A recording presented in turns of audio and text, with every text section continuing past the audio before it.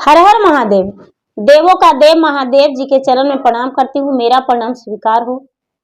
माता गौरी पार्वती के चरण में प्रणाम करती हूँ, मेरा प्रणाम स्वीकार हो। गणपति ललनवा के चरण में प्रणाम करती हूँ, मेरा प्रणाम स्वीकार हो। सब गुरु भाई बहना के चरण में प्रणाम करती हूँ, मेरा प्रणाम स्वीकार हो। सब देवी देवताओं के चरण में प्रणाम करती हूँ, माता और पिताजी के चरण में प्रणाम करती हूँ, मेरा प्रणाम स्वीकार हो। गुरु भाई बहना, मैं एक शिव चर्चा कथा सुनाने जा रही हूँ। इस कथा को पूरा सुनिए और रहस्य जानिए।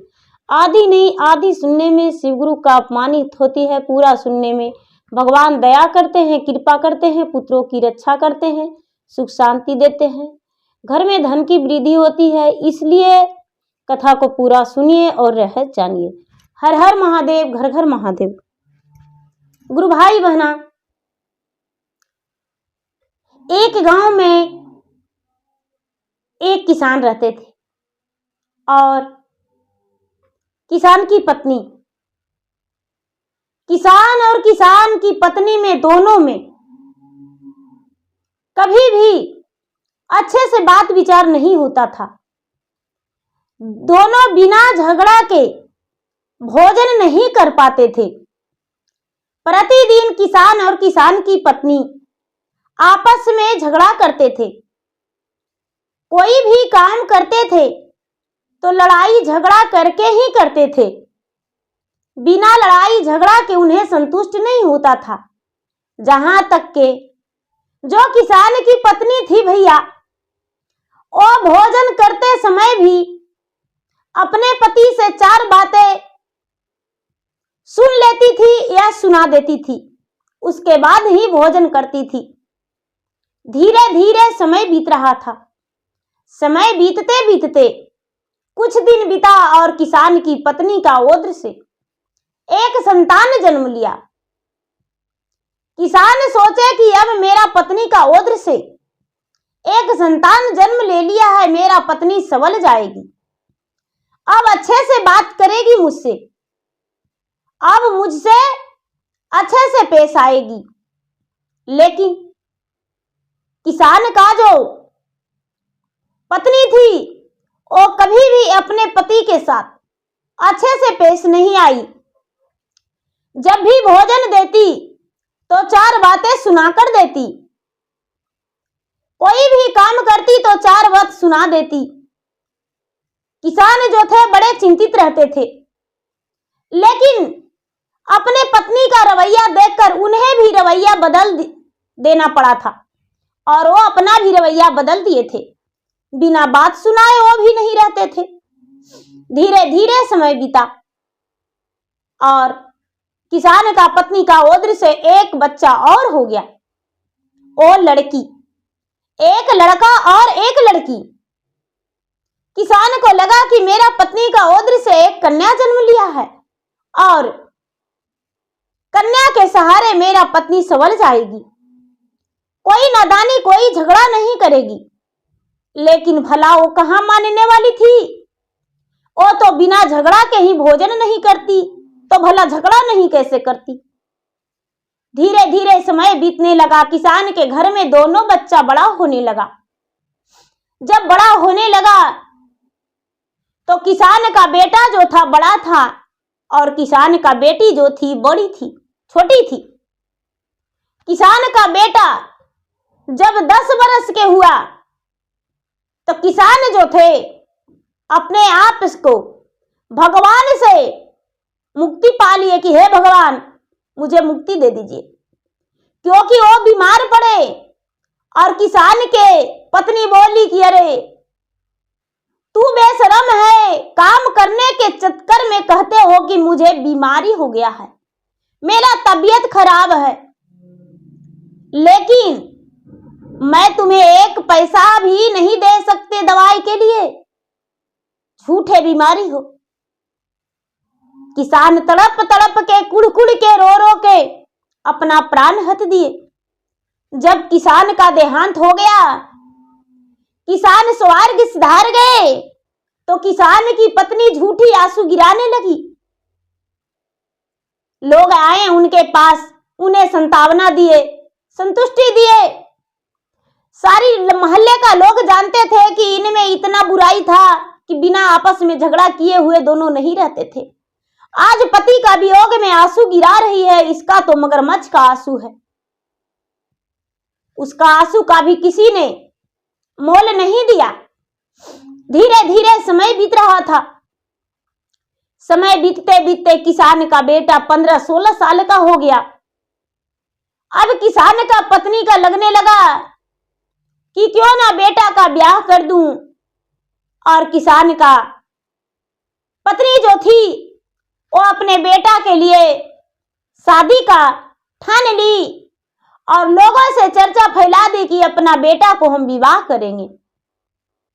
भैया जो अड़ोस पड़ोस के लोग थे उन्हें डर लगता था कि हे भगवान, अपना रिश्तेदार के इसके घर में यदि शादी करवाएंगे तो मेरा परिवार को जीने नहीं देगी।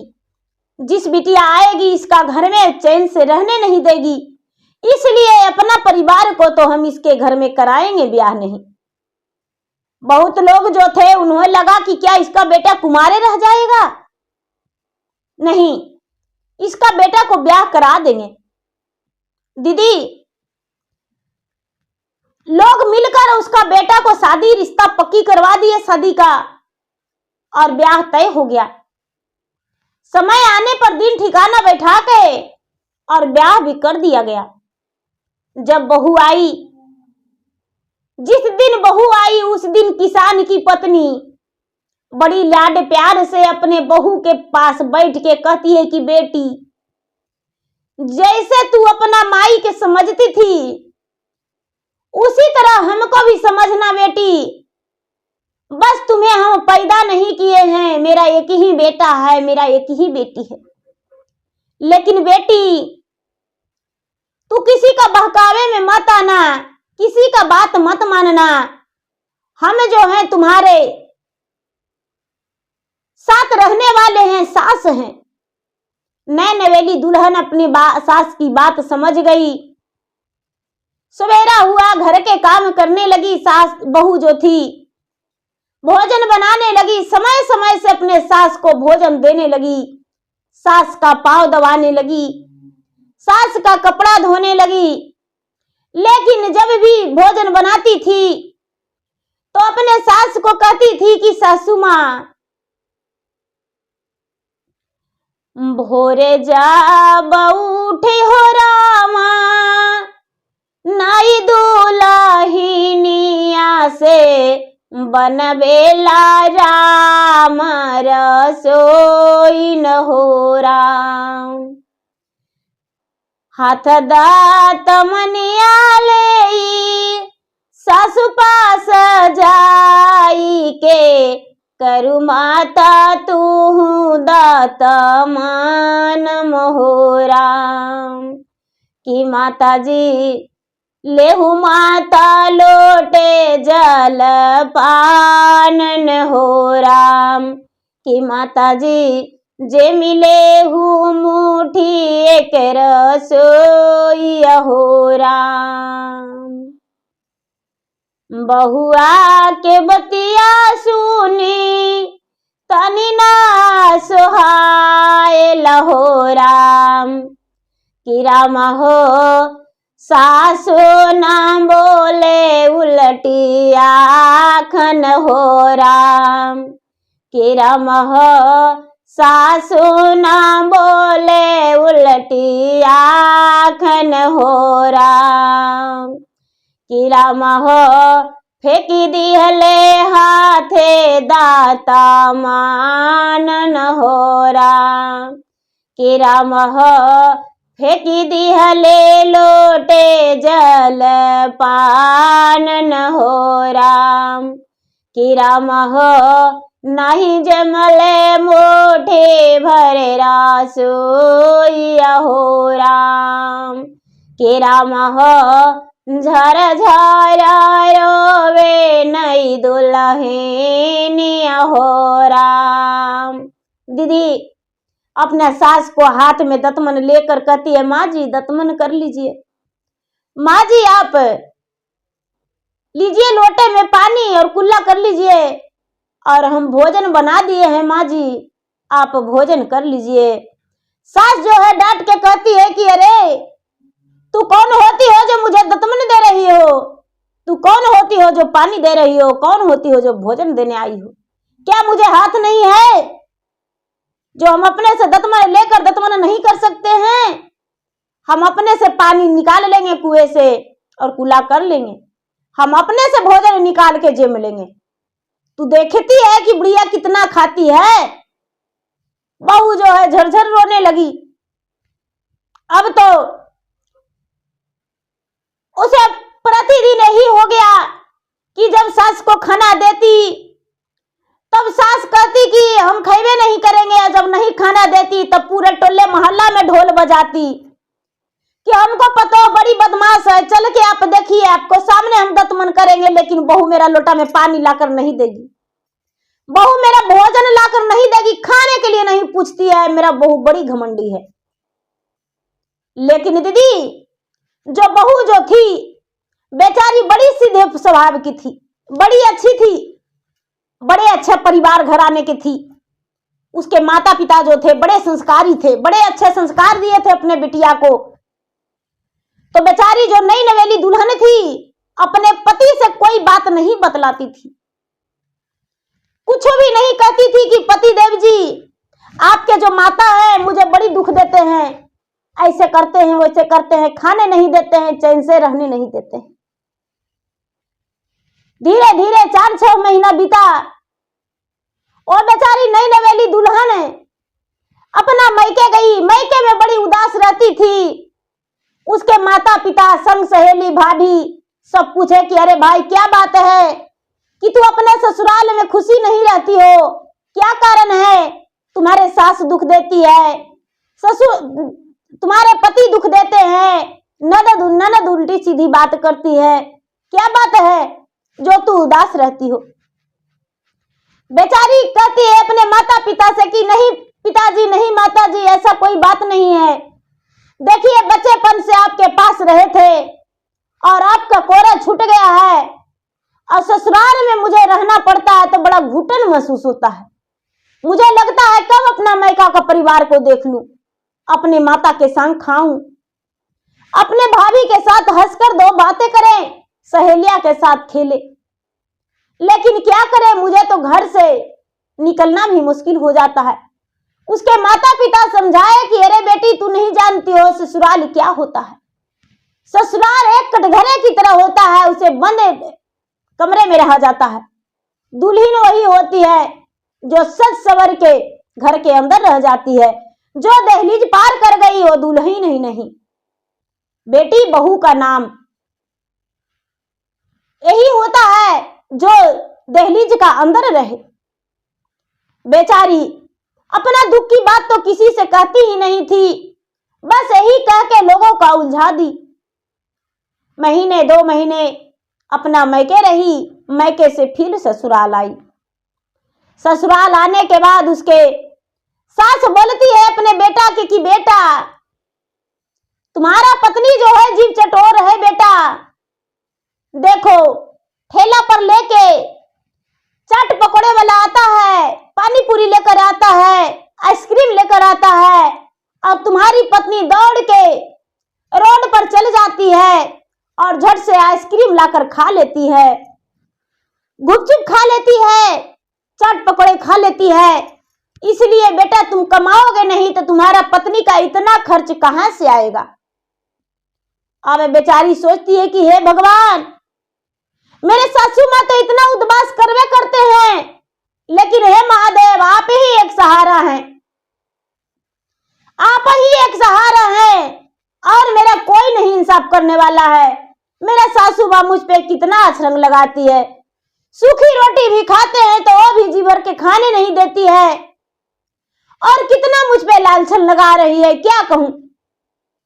लेकिन माँ का बातें याद आ गया कि हे भगवान, मेरी माँ बोली थी कि बेटी पिताजी का यदि पगड़ी को रखना होगा तो सास के 4 बात सह के रहना, किसी को कह के नहीं रहना।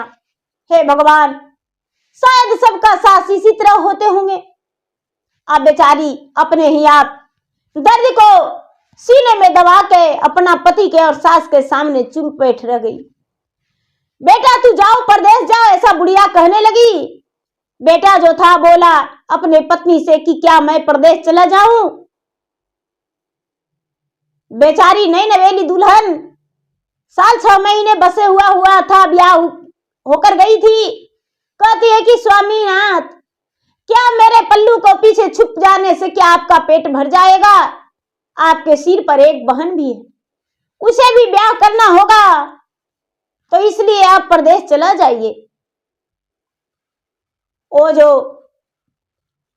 किसान के जो बेटा था वो परदेश चला गया और सास, बहू और ननद तीनों मिलकर घर में रहने लगी।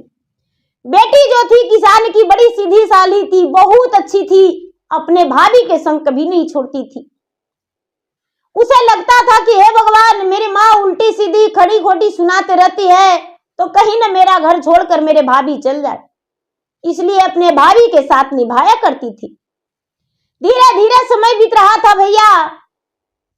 समय बीतते बीतते कुछ दिन बीता। सास जो थी अब तो बहू का मारा पिट्टी भी करने लगी।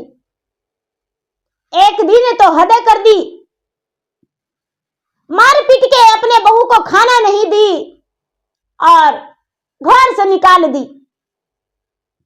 जब घर से निकाल दी तो बेचारी कहती है अपने महादेव के चरण धर के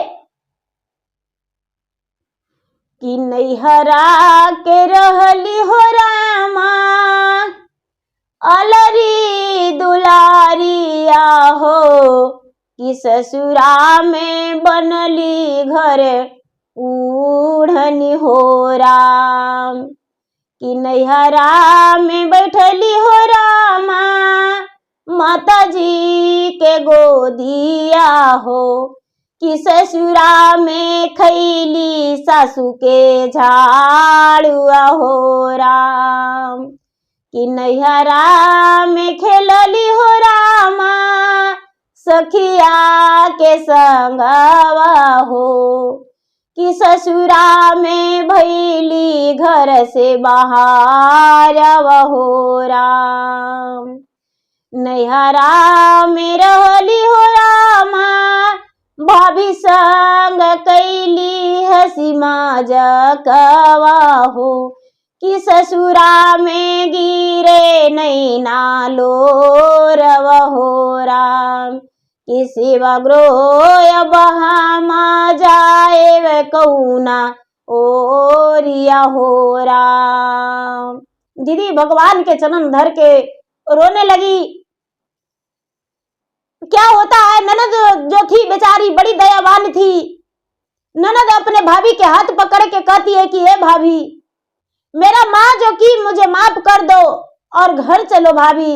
जब भैया आएगा तो भैया को क्या जवाब देंगे, इसलिए भाभी घर चलो भाभी। बेचारी समझदार घराने की थी, उसके माता पिता अच्छे स्वभाव के थे। उसे लगा कि मेरा तो ससुराल है, अपने घर में हम चले जाएंगे। दीदी बेचारी जो बहू थी अपने ननद की बात मान के और चल गई घर के अंदर।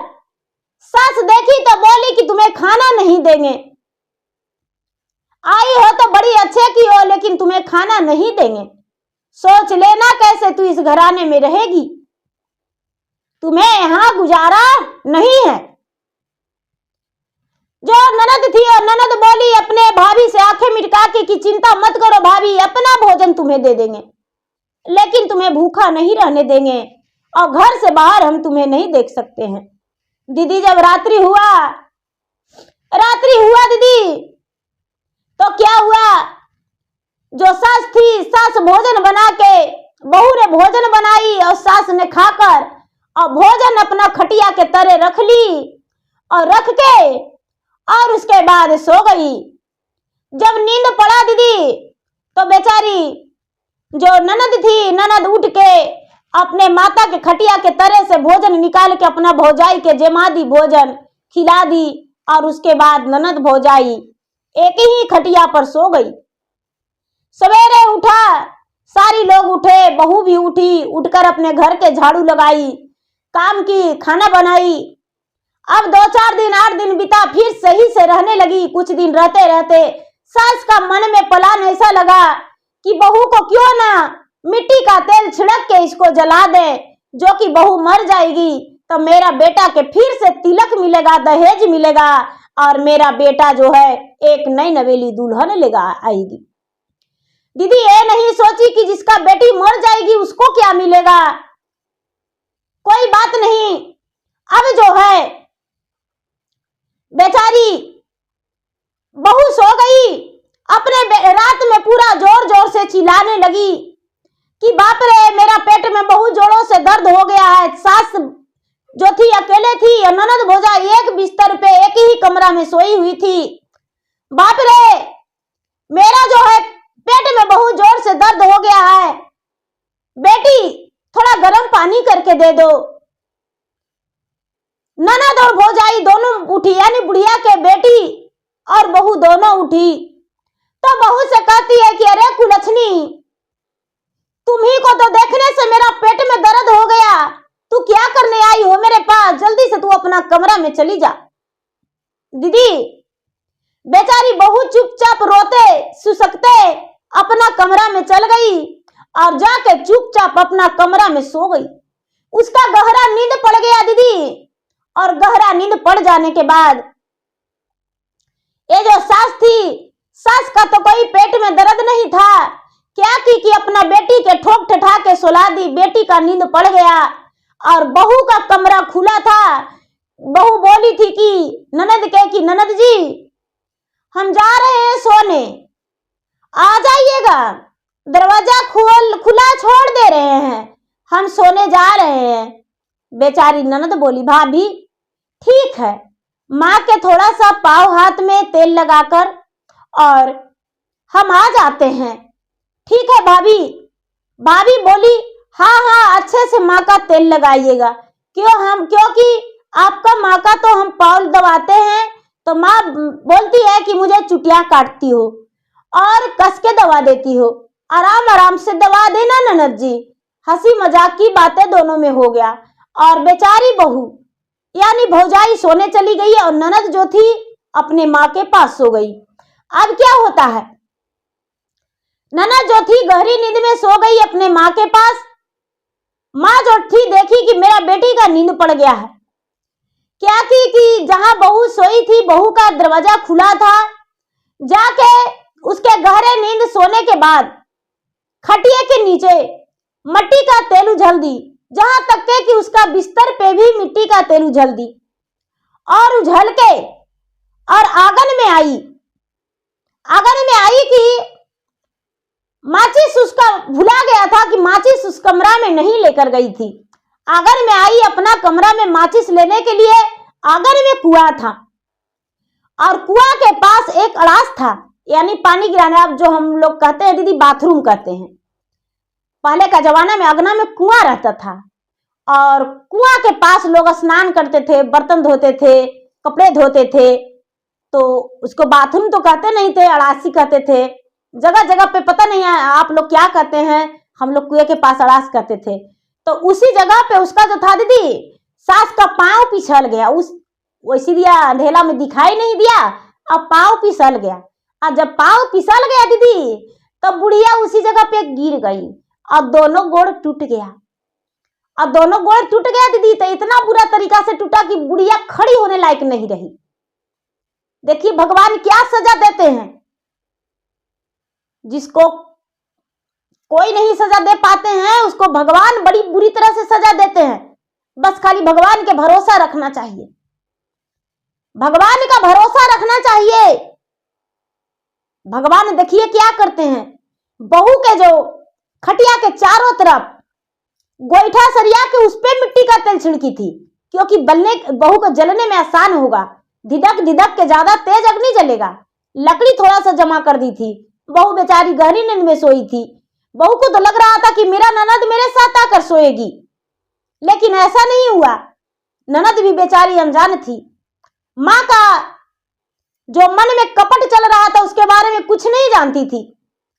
अब क्या होता है कि कुएं पर से कस के चिल्लाती है बुढ़िया कि बेटी हम गिर गए, बचाओ, मेरा प्राण नहीं बचेगा, हमको बड़ी कस के चोट लग गया है, बचाओ बेटी बचाओ।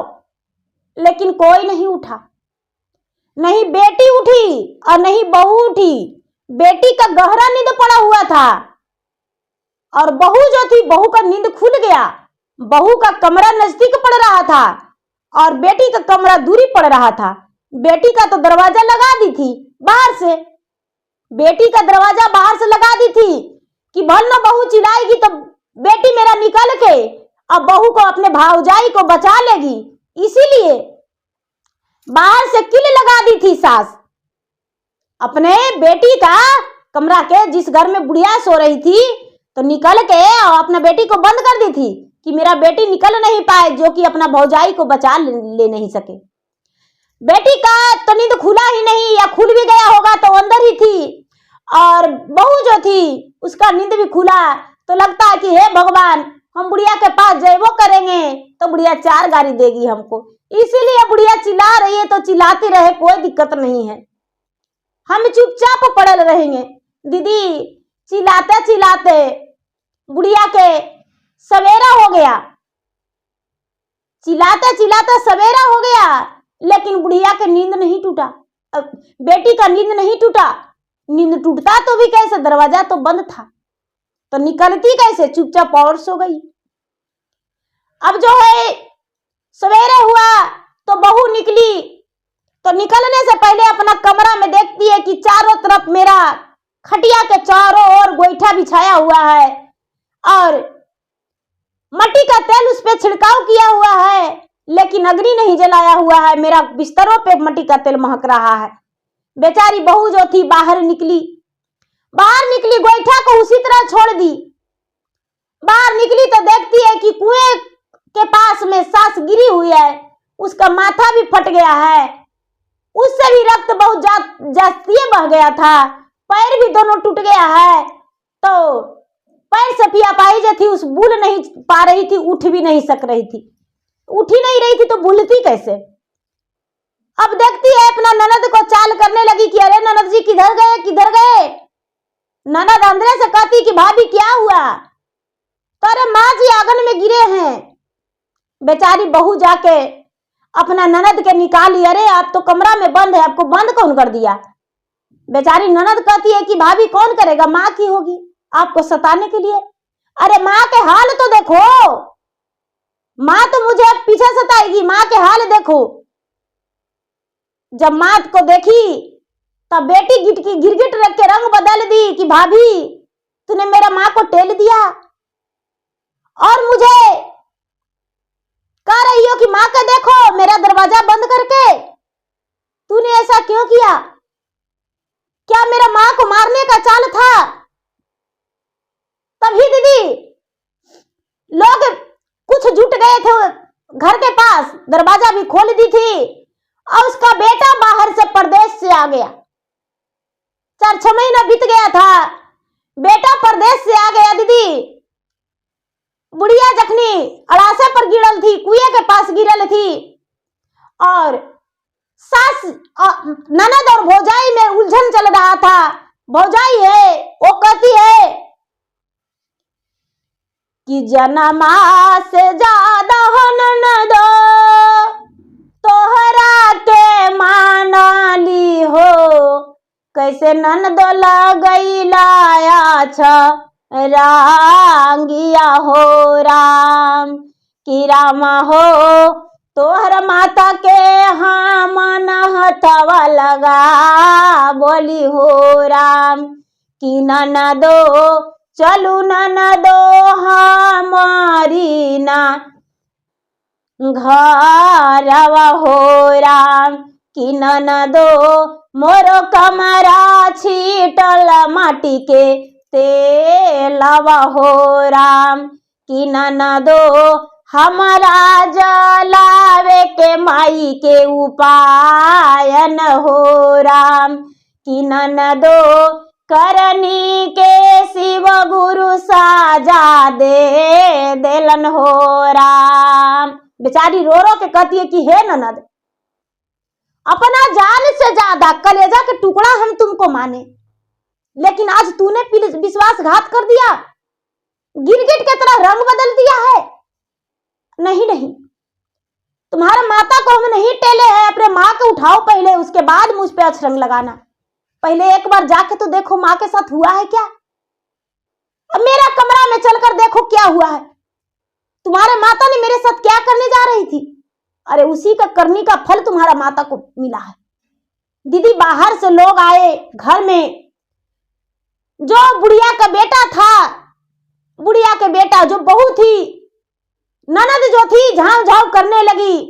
बहू जो थी अपना सास को आंगन कुएं के पास से अलग करके बिस्तर पे सुलाई और गर्म पानी करके उसको सेकाई करने लगी। उसके पति घर के अंदर आए दीदी, बाहर के लोग कुछ आए, गांव वाले कहने लगे क्या हुआ क्या हुआ।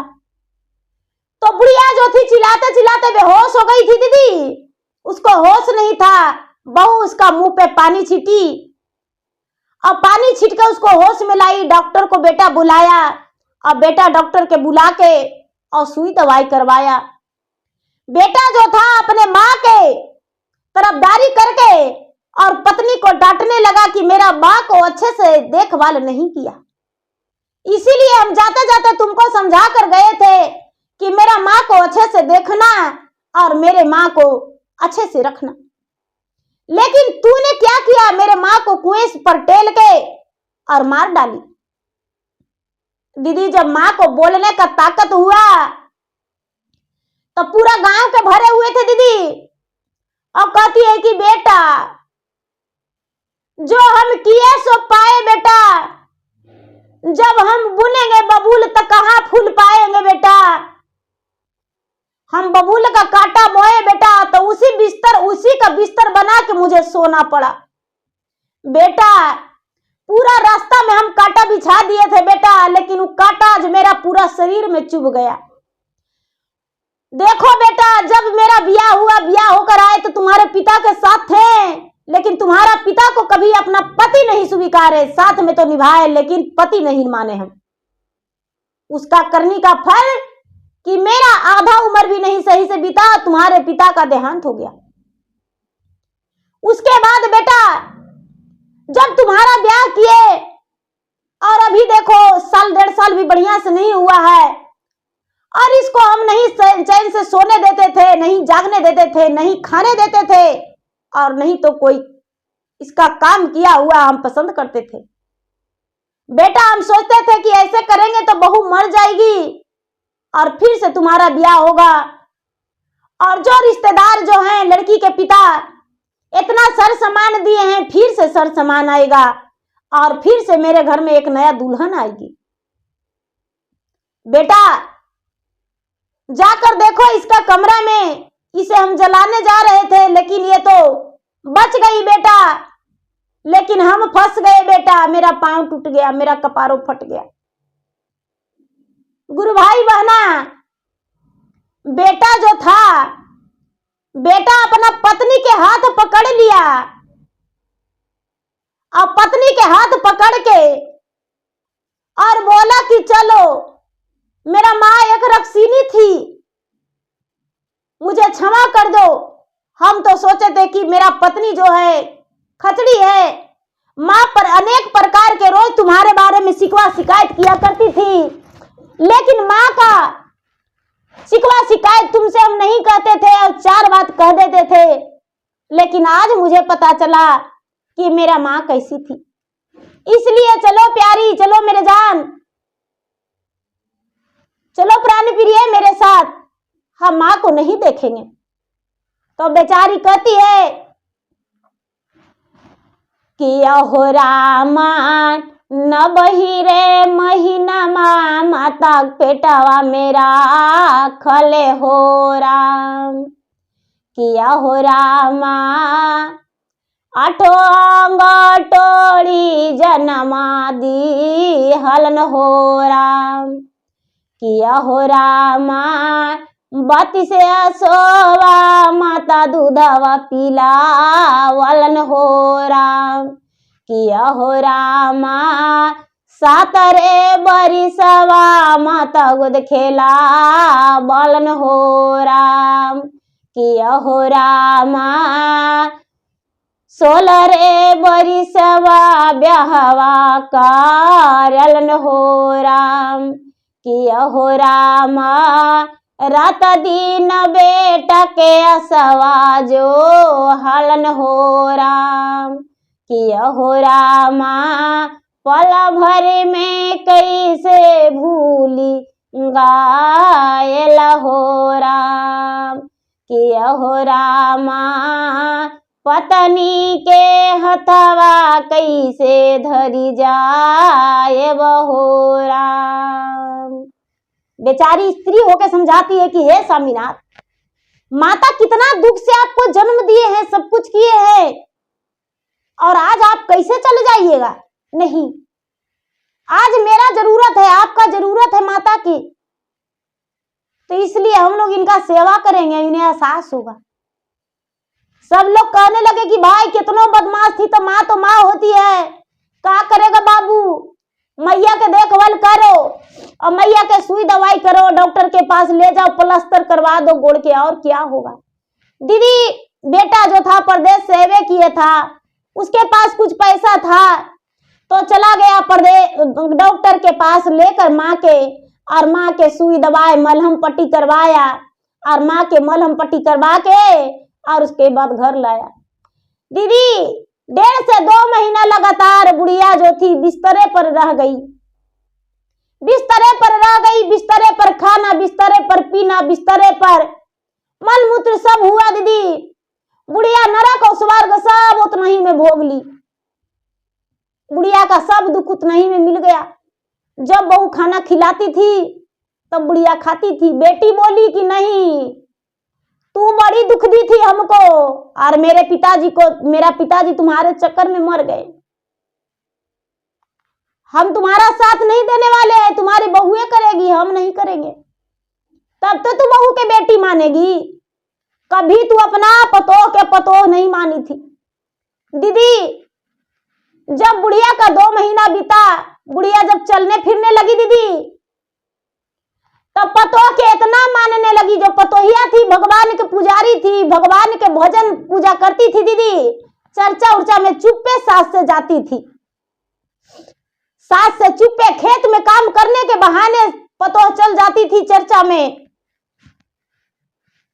अब तो पतोह के इतना प्यार देने लगी, इतना मानने लगी, इतना मानने लगी कि जितना माइयों नहीं प्यार करती है उतना प्यार करने लगी। दीदी जो छोटी बेटी थी उसको ब्याह करके तो चला दी ससुराल, वो चल गई, लेकिन बहू और सास इतना घुल मिल के रहने लगी, इतना घुल मिल के रहने लगी कि लोग जो थे तारीफ करने लगे कि वाह कितना अच्छा सास है, कितना अच्छा बहू है, माँ बेटी की तरह एक जगह बैठती है, एक थाल में खाती है, कंधे से कंधे मिलाकर चलती है, हाथ में हाथ जोड़कर बैठती है, दोनों कितना अच्छा से बातें करती है। दीदी जब बहू का 1-2 बच्चे हो गया, बहू का जब 1-2 बच्चे हो गया, तब मैके गई, तो मैके में अपने मैके वाले से सारा लोग से अपना सारी दुख की बातें सुनाई। सारी लोग कहने लगे कि अरे तुम्हारा सास तुम पे इतना अत्याचार किए लेकिन तूने किसी से नहीं बताया, कैसी तुम हो कि इतना सह के रही। तब बेचारी कहती है किसान के बहू की माँ, भाभी बेटी वही होती है जो हर दुख दर्द सहकर और अपने ससुराल में बिता ले, दिखा दे सह के बस के रस के, आगे का कुल का विकास कर दे, वही अच्छी नारी कहलाती है। सारा लोग उसके बधाइयां दिए। दीदी जो बुढ़िया थी अपने बहू से कहने लगी, बेटी तू पूजा पाठ करती हो, मुझे भी बता दो, हम भी पूजा पाठ करेंगे। जीवन में पाप के अलावा कोई पुण्य नहीं किए हैं, हम भी दान पुण्य करेंगे, चर्चा भजन भक्ति सब कुछ करेंगे। मेरा पाप के कारण मेरे पति का पहले देहांत हो गया। जो बहू थी पूजा पाठ करती थी, सास को भी बताई, सास भी पूजा पाठ करने लगी। अब तो सास बहू दोनों चर्चा में भी जाने लगे। सास बहू दोनों मिलकर पूजा पाठ करने लगे। अब दोनों का सुखी जीवन बीता और दोनों अच्छे से रहने लगे। तो गुरु भाई बहना, लोग कहते हैं कि ईंट का जवाब पत्थर से मिलता है, तो सच बात है कि ईंट का जवाब पत्थर से ही मिलता है, क्योंकि ईंट टूट जाएगा और पत्थर जो है तोड़ देगा। तो बहुत बड़ी इंसान थी, सब कुछ सहते रह गई, सास अत्याचार करते रह गई और बहू सहते रह गई। सहते सहते एक दिन ऐसा समय आया दीदी कि भगवान कितना बड़ा सजा दे दिए कि बुढ़िया के त्राही होना पड़ा। तो गुरु भाई बहना, मेरा वीडियो अच्छा लगे तो मेरा वीडियो का लाइक करें, शेयर करें। चैनल पर यदि नए हैं तो चैनल का सब्सक्राइब करें, बेल आइकन घंटी को दबाएं, जो कि मेरा वीडियो का नोटिफिकेशन सबसे पहले आपके पास जाए, आप मेरा वीडियो सुन सके। कमेंट बॉक्स में हर हर महादेव, जय शिव गुरु या ओम नमः शिवाय जरूर लिखे। दीदी देखिए, बुढ़िया कितना अत्याचारी थी, अपने बहू पर कितना अत्याचार की थी, लेकिन बहू कितने अच्छे घराना की थी कि हर चीज सहते सहते सहते और उसके बाद बुढ़िया को भगवान से पाप के दंड का भागीदारी करवा दिए। अब भगवान उसे इतना बड़ा दंड दिए कि बुढ़िया को एक दिन बिल्ली की तरह म्यू म्यू करना पड़ा और अपना बहू का भी स्वीकार ली, अपने बहू को भी बेटी बनाकर रखी। तो प्रेम से बोलिए शंकर भगवान की जय। हर हर महादेव, घर घर महादेव।